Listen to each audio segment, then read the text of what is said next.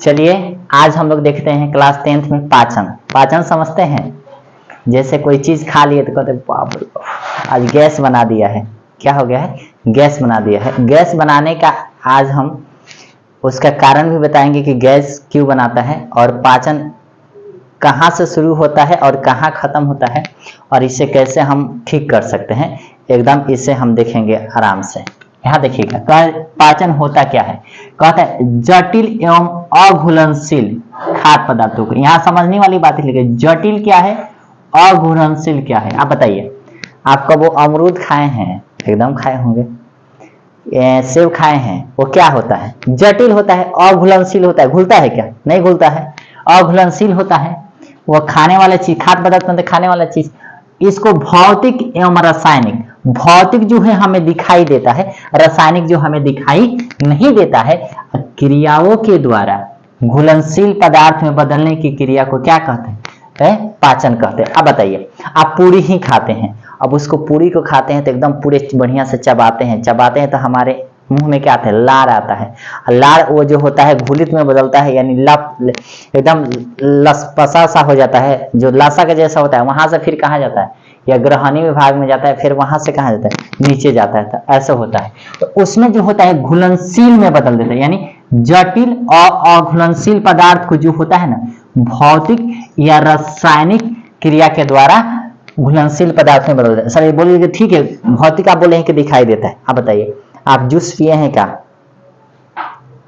अनार का क्या होता है? अघुलनशील होता है। उसको हम जूस में एथी में डालकर उसको घुलनशील बनाते हैं, फिर उसका सेवन करते हैं। लेकिन रासायनिक जो होता है अंदर होता है। अब पेट के अंदर सारी खाना पचता है तो आप बता सकते हैं क्या? दिखता है क्या कि क्या क्या पच रहा है, किधर पच रहा है? नहीं दिखता है, नहीं दिखता है। तो चलिए यहाँ से बदलने की क्रिया को क्या कहते हैं? पाचन कहते हैं। तो सर बोलिए सर पाचन आखिर कैसे पचता है?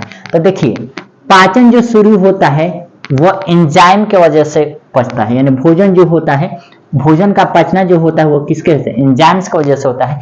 एंजाइम जो होता है कहाँ पाया जाता है?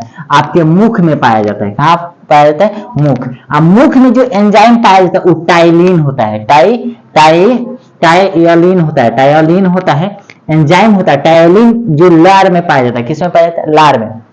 जब आप कुछ खाते हैं तो आपके मुंह में पानी आ जाता है, उसमें टायलिन होता है, जिसके कारण आपके मुंह में क्या आ जाता है? पानी हो जाता है। जब खाते हैं तो पूरे तरह से वह हम एकदम घुलनशील पदार्थ में बदल देता है, वह होता है। यानी जो हमारे भोजन का पचना शुरू होता है वह मुंह से शुरू होता है। अब पूछा जाता है कि मुंह के लार में जो पाया जाता है पदार्थ वो कौन सा होता है? तो टायलिन होता है, जिसके कारण क्या होता है? मुंह से भोजन का पचना शुरू होता है, यहीं से पचना शुरू होता है।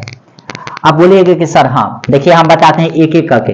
सबसे पहले मुख यानी भोजन टाइलिन के कारण लार में पाया जाता है, यह मुंह से शुरू होता है, फिर जाता है ग्रास नली में, इसमें जाता है, फिर वहां से जाता है आमाशय में जाता है, जहां पर जठर रस पाया जाता है।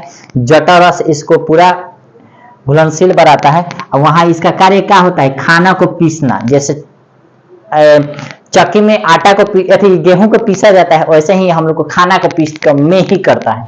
क्या करता है? मेही। और उसमें वह मेही करने के काम क्या करता है? जठर रस जो है ना, तो उसमें डालते हैं। जैसे आप लोग नहीं देखे हैं कि जब कोई होता है तो जैसे आप कोई चीज करते हैं तो उसमें पानी डालते हैं ताकि वो क्या हो जाए? घुलनशील हो जाता है। वो जठर रस क्या करता है? इसको पीसने का काम करता है। यानी अमाशय जो है किसको क्या करता है? पीसने का काम करता है। उसका सहायता कौन करता है? जठर रस।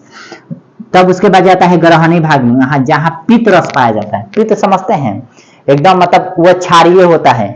अगर पूरा पित्त शरीर में फैल जाए तो आदमी का जीना मतलब वो जी नहीं पाएगा, पूरे एथी हो जाएगा। वो पूरे पित्त रस जो होता है क्षारीय होता है। उस क्षारीय को दूर करने के लिए अम्लीयता को दूर करता है। ग्रसनली जो है ना, वो अम्लीयता को क्या करता है? दूर करता है। ग्रहणी जो है अम्लीयता को दूर करता है और फिर क्या करता है? भोजन का आधा तक काम यही हो जाएगा। ग्रहणी में आधा काम का हो गया। उसके बाद होता है क्षुद्रांत्र जो होता है, इसमें इरेप्सिन एंजाइम पाया जाता है, जो कुछ एमिनो अम्ल माल्टेज, लैक्टेज, लाइपेज एवं वासा को ग्लिसरॉल तथा वसीय अम्लों में बदलता है। और यहां से बदलने के बाद क्या करता है कि भोजन यहीं पच जाता है। पूरी तरह से भोजन कहाँ पच जाता है? क्षुद्रांत में पच जाता है भोजन। और फिर यहाँ से हमें उत्सर्जन के रूप में विभिन्न उत्सर्जन, जो उत्सर्जन अंग है उसके माध्यम से हमारे शरीर से बाहर क्या हो जाते हैं, भोजन निकल जाता है, यानी जो अवशिष्ट पदार्थ होते हैं वह निकल जाते हैं, जो बढ़िया पदार्थ हुए हमारे शरीर में रहते हैं। तो पूछता है क्या कि बताइए कि भोजन का अंतिम यानी कहां पर पचता है पूर्ण रूप से, तो क्षुद्रांत होता है। और पूछता है कि भोजन कहां से पचना शुरू होता है, तो वह होता है मुख से। क्या होता है, मुख से। यह भी पूछता है कि मुख में लार पाया जाता है, लार में कौन सा एंजाइम पाया जाता है, टाइलिन पाया जाता है, जो भोजन को पचाने में क्या करता है, मदद करता है। अगला टॉपिक अगले वीडियो में देखते हैं।